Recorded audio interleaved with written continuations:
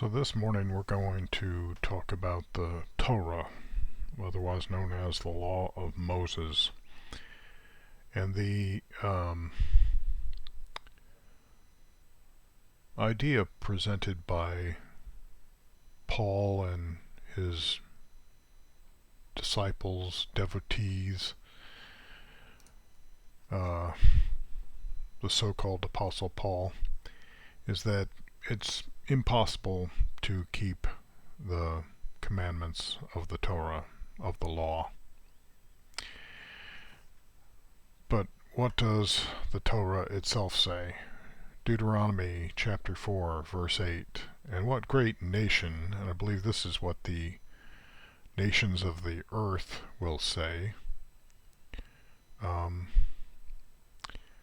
starting in verse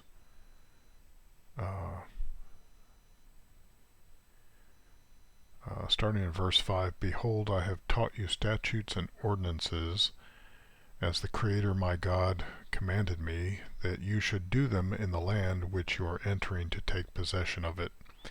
Keep them, that means guard them. That's like, the word keep there is like a keep in a castle. It's a line of defense. Guard them and do them.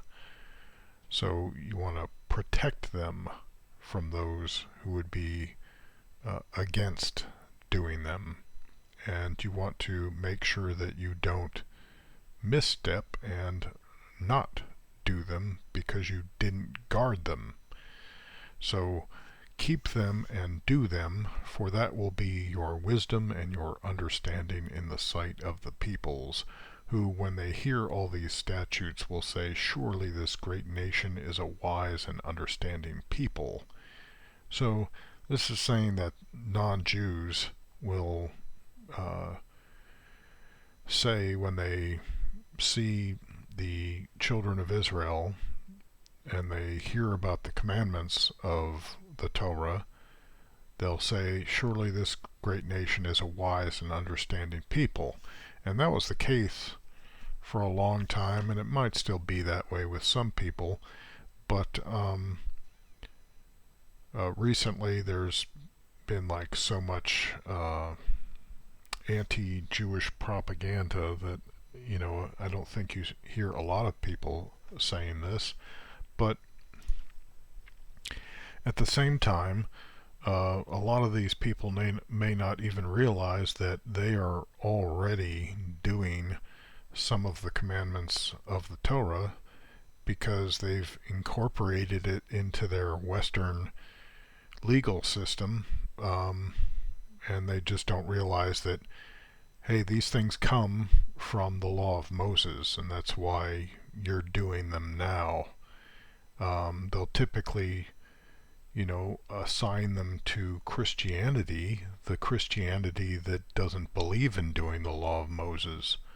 So that's kind of strange. They don't really want to give credit to the people to whom it is due. And of course, the Torah is a revelation from the Creator, so ultimately the credit goes to the Creator, but the Creator gave the Torah to the children of Israel, so when the children of Israel learn the Torah and do the Torah, I think they should receive some credit, from non-Jews who have been breaking all sorts of these commandments as a matter of course, as part of their culture, to live in chaotic, lawless ways. And it's only because of the Torah that they've been persuaded to conduct themselves in more lawful ways. So, but I think for a long time, non-Jews were inclined to recognize that the children of Israel were a wise and an understanding people. And especially before the Roman inoculation of the Gentiles against Jews and Jewish culture occurred, which is otherwise known as Christianity, or the Arabic inoculation of the non-Jews against the Jewish people and Jewish culture, otherwise known as Islam. Before these two allegedly, supposedly Abrahamic religions were born, um, Judaism was quite popular with non-Jews who learned about it, and they were making pilgrimages to Jerusalem from all over the Roman Empire and even parts of the known world that weren't subject to the Roman Empire yet. So, but let's continue. Chapter 4, verse 7. For what great nation is there that has a God so near to it as the Creator, our deity, is to us whenever we call upon him? And what great nation is there that has statutes and ordinances so righteous as all this law which I set before you this day? So there, the Torah is called righteous. You can try to spin that in some kind of assign it some kind of negative meaning, but I don't know how you would when the Torah is there explicitly called righteous. Let's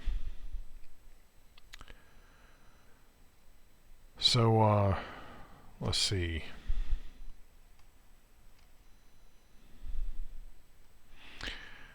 So we'll move on to Deuteronomy chapter 17, verse 19. Here, I believe this is the commandment given to the king.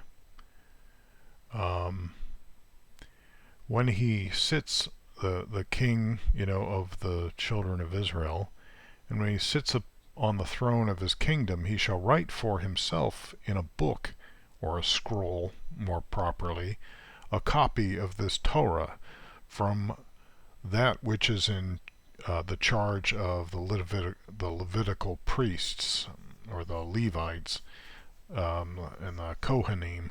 So here the king is supposed to copy for himself. I don't know if he does that explicitly with his own hand or with the guidance of a scribe or what, but it seems to indicate that he's the one that will do the copying. And it shall be with him, and he shall read in it all the days of his life. So here the king is supposed to do this, but yet we're supposed to believe that it just wasn't possible for any Israelite or for Israel corporately to observe the Torah. Yet here's a commandment that the king is supposed to copy the Torah, the entire Torah scroll, or possibly just this law regarding the king. I'm not sure, but I think it's understood typically that he's going to copy the Torah, and he's supposed to do that, and he shall read in it all the days of his life, that he may learn to fear the Creator, his deity, by keeping all the words of this Torah and these statutes and doing them. So there it says that it's possible for the king to keep all the words of the Torah, and that he should study it in order that he may learn to fear the Creator, his deity, that his heart may not be lifted up above his brothers, because that was a fear, in taking a king for Israel, because originally there was no king in Israel, and I think Samuel the prophet, warned against it. Nevertheless, the children of Israel prevailed in wanting a king. So then, I guess the Creator was like, well, if you insist on having a king, then here are some laws that need to be implemented if you're going to have a king. And clearly, the Creator didn't see it as being like the end of the world that the children of Israel would have a king, because the Mashiach, the Anointed One, the eschatological Anointed One, is supposed to be a king. Um, Also, throughout, or at least in numerous places, when describing the king, he is referred to as the Mashiach, because this term is more commonplace than Christians would like to believe. Um, so, I mean, it's the term is used not just for the king, but also for the high priest, and it was also used for Cyrus the Great of Persia, who wasn't even one of the children of Israel. So, this term Messiah is not such a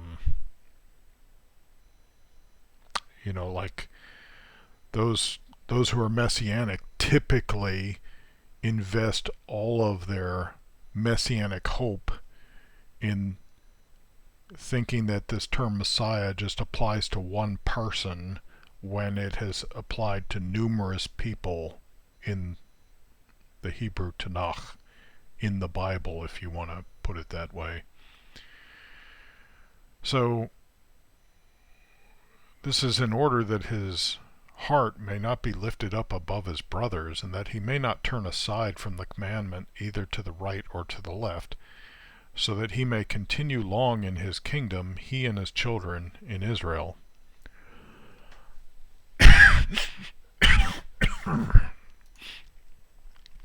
So,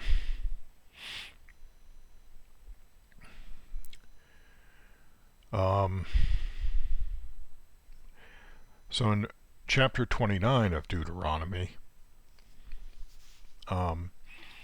it's talking about the nations again, and that the nations might say, "Why has the Creator done thus to this land? What means, or what does the heat of this great anger mean?" Then men would say, "It is because they forsook the covenant of the Creator, the deity of their fathers, which he made with them when he brought them out of the land of Egypt. And they went and served other deities and worshipped them," or other gods, because they could just be, mere lumps of clay, idols, "gods whom they had not known and whom he had not allotted to them." In other words, he didn't prescribe that they should worship those gods. Therefore the anger of the Creator was kindled against this land, bringing upon it all the curses written in this book. And the Creator uprooted them from their land in anger and fury and great wrath, and cast them into another land, as at this day.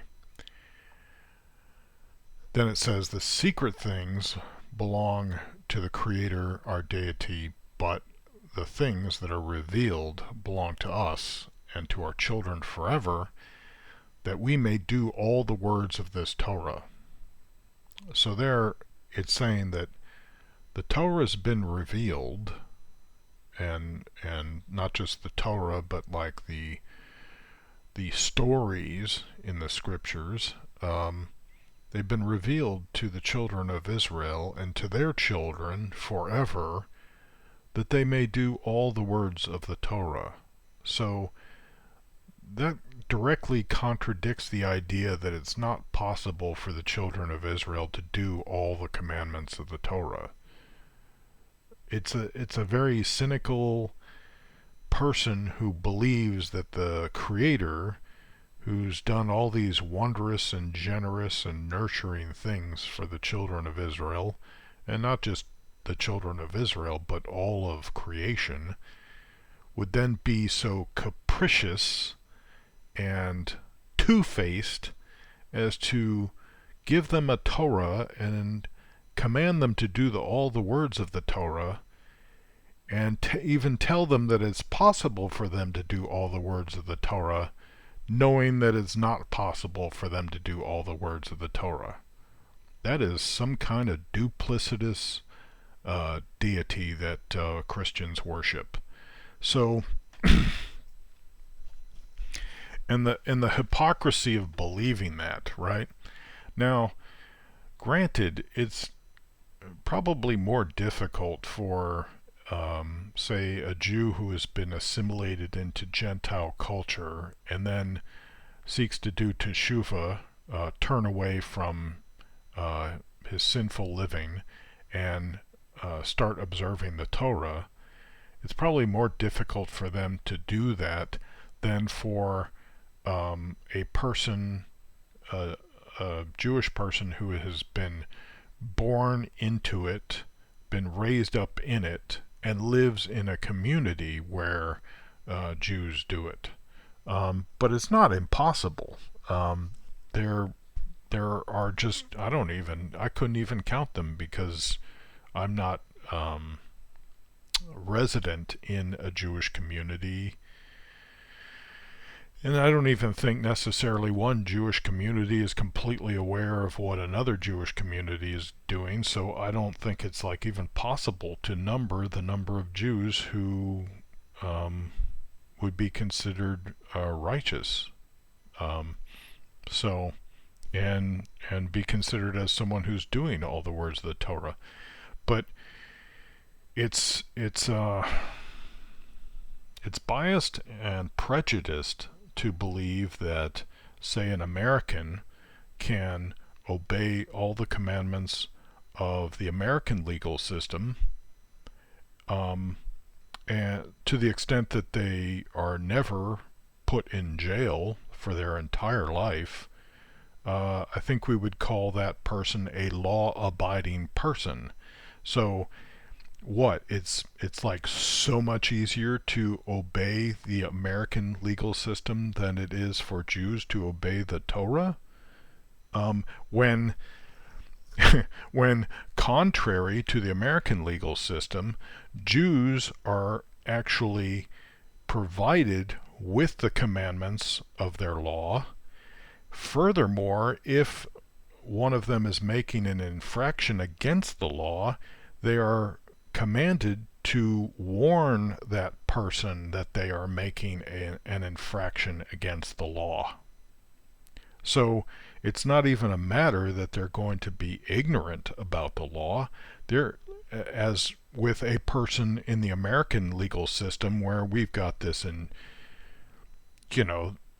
there's just libraries and libraries of precedents set, and even our law enforcement officers are even ignorant of the laws that they're supposed to enforce, much less the citizens who are subject to those laws. And we have this Capitol Hill that's constantly creating more and more laws, as if we, needed any more necessarily. And some of them are doing that because they're career lawmakers, and they just have to show that they're doing something for their constituents to earn their pay, when it's doubtful that they need to be serving as much as they do, because originally the lawmakers, the legislators, didn't serve like professionally. They served on a volunteer basis. But because they serve professionally, then they've got to show that they've done something, so they're constantly splitting hairs, creating new laws that aren't necessarily needed, especially taxes. They're inventing taxes out of thin air, sometimes as behavioral modifications, because they see people who are supposedly free Americans doing things that they don't like, that don't fit in with their particular ideology, so then they impose a tax just to make it more difficult for Americans to engage in their freedoms.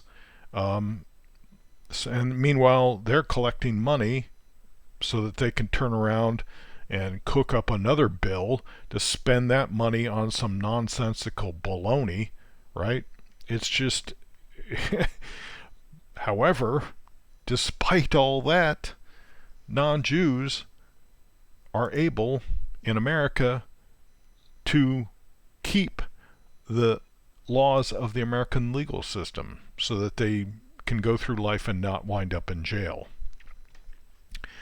But the prejudiced person, at least those prejudiced against the children of Israel, says, oh, it's impossible to keep the law of Moses, even though it was given by the creator of the world, of the universe, to the children of Israel.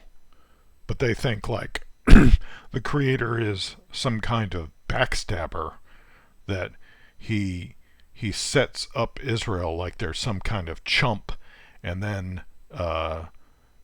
purposely undermines them and plays pranks on them with the law, knowing that they wouldn't be able to do it, right?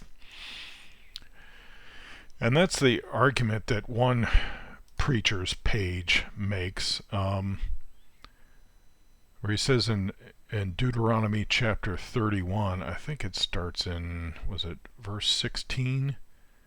And the Lord said to Moses, behold, you are about to sleep with your fathers. Then this people will rise and play the harlot after the strange gods of the land when they go to be among them, and they will forsake me and break my covenant which I have made with them. And what's okay, and then in verse 18, I will surely hide my face in that day on account of all the evil which they have done, because they have turned to other gods. This is explicitly what the Christian missionary is trying to get the children of Israel to do, to turn from the creator of Israel, whose personal sacred name that the children of Israel don't pronounce, to turn from him to a deity whose name they have not known, which is Jesus. There's no hard J sound in Hebrew. So it's impossible for Jesus to have been a God that the children of Israel knew back in the days of the law of Moses. And yet that's what Christian missionaries are trying to get the children of Israel to do, to forsake the Creator for a God that they have not known. So here, this is basically a prophecy about the history, right? The northern kingdom of Israel was deported from the land by the Assyrians when they started worshiping other gods. Then eventually the southern kingdom of Judah was carried off into the Babylonian captivity, and I'm not sure if it was for the exact same reasons as the northern kingdom, but the northern kingdom was not more righteous, as some Gentiles like to teach. They were deported first. It was the southern kingdom of Judah that was deported second. So, yeah. Judah was actually more righteous, but Gentiles try to spin that around and say that Joseph was more righteous. So, anyway, this lambasting basically of Israel for something they hadn't even done yet continues. But then in verse 32, eventually it says, let's see,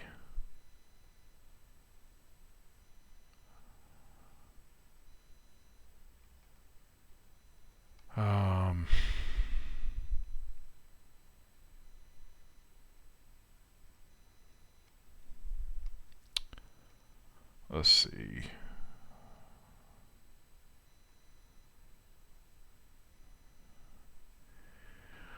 Anyway, the criticism continues in chapter 32. Did I say verse 32? But eventually it says, Yeah, in verse 36, for the Creator will vindicate his people and have compassion on his servants when he sees that their power is gone and there is none remaining, bond or free. So, and I think elsewhere, I think it's also in 32 or maybe in 31, where he reaffirms that Israel is his special possession. But in 46 he says, lay to heart all the words which I enjoin upon you this day, that you may command them to your children, that they may be careful to do all the words of this Torah. Again, it's saying that it's possible to do all the words of this Torah. Otherwise, the Creator here would be a liar.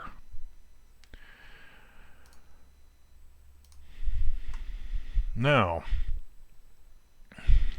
and this flies in the face of Romans chapter 9,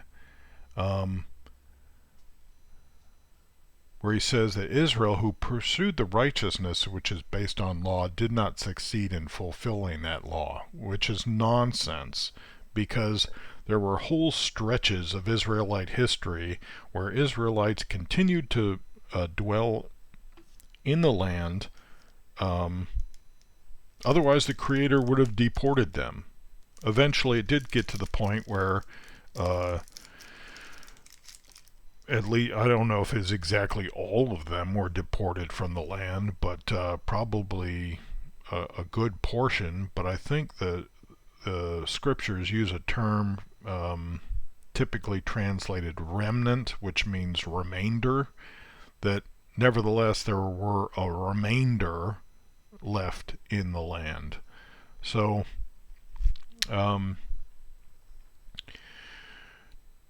nevertheless, despite the fact that the northern kingdom of Israel was deported by the Assyrians, despite the fact that the southern kingdom of Israel went into captivity in Babylon, the prophet Isaiah, unlike for Jesus, the prophet Isaiah in chapter 45 at the very beginning specifically refers to Cyrus the Great of Persia as the Messiah.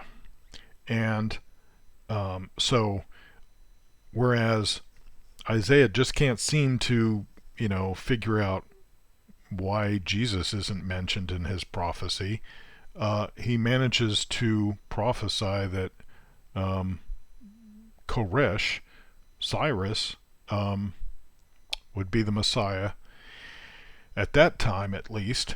And what did Cyrus do? He liberated the children of Israel from the Babylonians, and then he gave them leave, not just leave, but sponsorship and support to return to the land of Israel and begin rebuilding Jerusalem, and I believe also the temple in Jerusalem, which is later one of the things that Maimonides cites as a requirement of the Messiah is that he would build the temple if it's not standing, which is exactly the opposite of what Jesus is supposed to have done, especially knowing that Jesus is just a literary disguise for Titus the Destroyer, the Roman general turned emperor who destroyed the temple. And he and his father, along with their little rogues gallery, invented Christianity as this anti-Judaism, this counterfeit Judaism, to supplant Judaism and to continue the work that they had already done in the, you could say, in the physical realm, in the fleshly realm, which was exterminating Jews in Galilee and Judea. So they created this religion, Christianity, where the Jews are the bad guys. They're the descendants of Satan, the seed of Satan, the demons, the devils, all the nice little negative terms you could possibly come up with, which are completely antithetical to the Hebrew Tanakh. Excuse me. Nevertheless, Christianity is Gentile friendly because it's anti-Torah. In other words, it's anti-Jewish law, but at the same time, it's promoting Gentile law. At the time, the historical context would have been Roman law. It promotes that. It doesn't call it a commandment of men, a tradition or commandment of men, but it does call the law of Moses and the oral Torah, the way that the community of the children of Israel accepts is the way to observe the various commandments of the Torah. It calls those traditions and commandments of men, but it doesn't say anything about Roman law being the traditions and commandments of men. So is Christianity really against the traditions and commandments of men, or is it just against Jewish law? Christianity is anti-Jewish.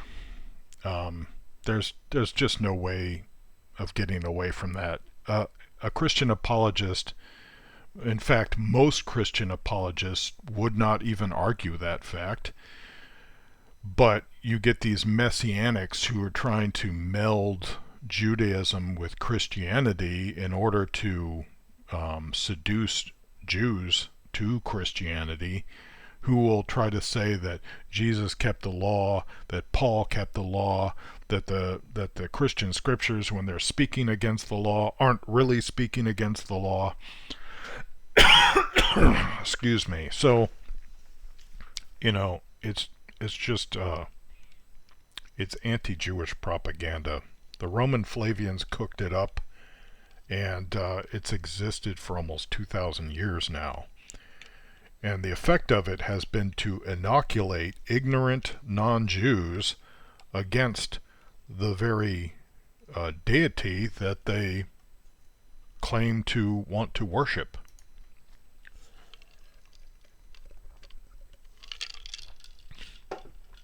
It undoes the status quo of the time, which was that non-Jews were fulfilling prophecy by coming from all over the known world to make pilgrimage to Jerusalem.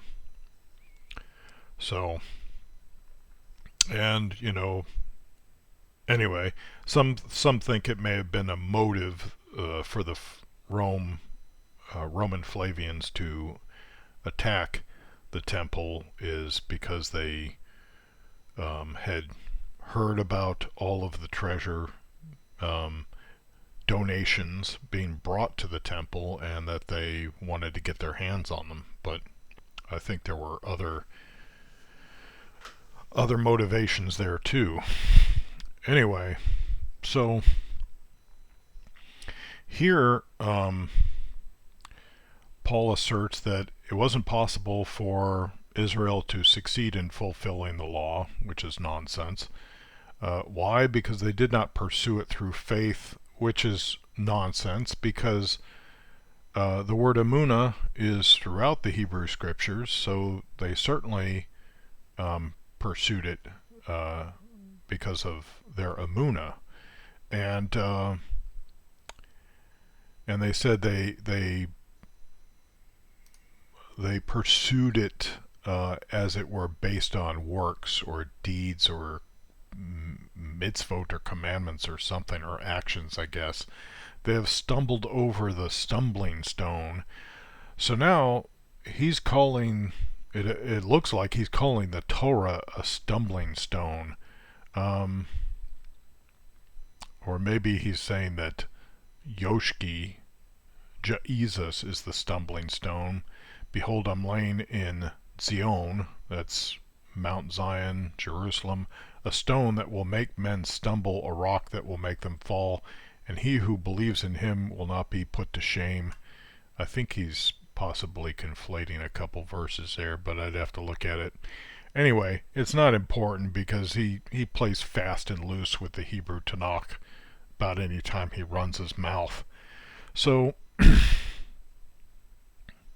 I mean, is it any wonder that Clementine literature seems to point to him as the liar in capital L, although I'm not sure there was a capital L in the original language of the Clementine literature. But anyway, and this contradicts the fact that this term righteous one, Tzaddik, is found throughout the Hebrew scriptures. Genesis chapter 6 verse 9, before Jesus is supposed to have died, these are the generations of Noah. Noah was a righteous man, blameless in his generation. Noah walked with the Creator. And then undoubtedly someone would say, well, Noah walked by faith. He didn't walk by law. Let's see. And but nevertheless, there it says, before Jesus was allegedly killed or died, whatever, that Noah was a righteous man, blameless in his generation. We've got other passages too. Like in Exodus chapter 23, we got commandments of the Torah: keep fall from a false charge or a false accusation, and do not slay the innocent and righteous, for I will not acquit the wicked. So that's admitting that there were righteous people under the law. Let's see, somewhere here it says, I think it's verse... Oh, okay, this is actually a collection of verses. See, Genesis 18, it's talking about Sodom. If I find at Sodom 50 righteous in the city, I will spare the whole place for their sake. Now, the story is that he couldn't find 50 righteous, right, in Sodom, so Sodom was destroyed. But at the same time, that suggests that there were all these other cities throughout the known world in whom 50 or more righteous could be found, right? Because otherwise those cities would have been destroyed also. And then Deuteronomy chapter 25, and this is, here it just says sundry laws, like here's just a bunch of laws, who cares, it's just a bunch of laws. Chapter 25 verse 1, if there's a dispute between men and they come into court, and the judges decide between them, acquitting the innocent and condemning the guilty. So the word there, translated innocent, here it says, and they justify the righteous. So that word there is tzaddik, a righteous one. So here, the righteous one is counterposed to the guilty one. So it seems to suggest that, yeah, a righteous one is like the opposite of a guilty person. In other words, someone who's breaking one of the laws, versus the righteous person who isn't breaking one of the laws. And then finally, we have a proof text from the Christian scriptures which completely flies in the face of the idea that there was no one righteous under the law without Jesus. And that's when it's talking about the priest named Zechariah, and he had a wife of the daughters of Aaron, and her name was Elizabeth, and they were both righteous before God. Before God they were righteous, walking in all the commandments and ordinances of the Lord blameless. So, who needs Jesus if these two were righteous before God, walking in all the commandments and ordinances of the Lord, blameless.